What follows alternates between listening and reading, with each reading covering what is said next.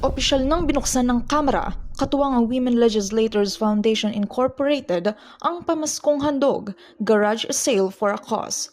Dito naglatag ng iba't ibang produkto ang 15 napiling entrepreneurs ng bansa.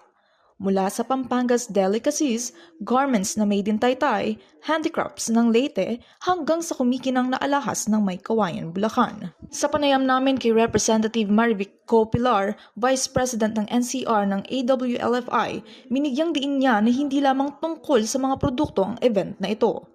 Kasama ang mga mababatas, nakibahagi sila sa pamamahagi ng mga pre-loved goods na makakatulong sa mga beneficiaries. Napakahalaga nito at this is meaningful kasi hindi ito pagbili lang eh. Sa pagbili mo, bumabahagi ka rin ng pagtulong at sa pagbili mo, bumabahagi ka rin ng sarili para makatulong sa iba. Aniya rin ni Bulacan 4th District Representative Linabel Ruth Ramos Villarica, co-president ng AWLFI, ang mga proceeds ay mapupunta sa kanilang mga proyekto para sa kababaihan at kabataan. Kabilang dito ang pagpapatayo ng waiting area ng National Center for Mental Health sa Mandaluyong bilang bahagi ng kanilang advokasya para sa RA 11036 o Mental Health Act.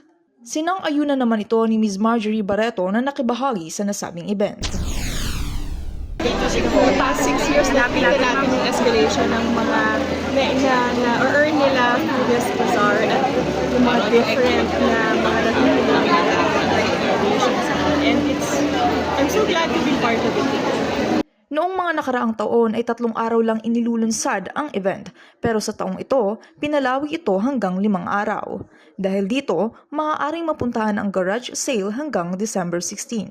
Ang event na ito ay isang malaking bagay sapagkat bukod sa may nakaantabay ng beneficiaries at projects para sa malilikom na income, maitatampok rin ang mga magaganda at tiyak na gawang Pinoy ng ating mga artisans.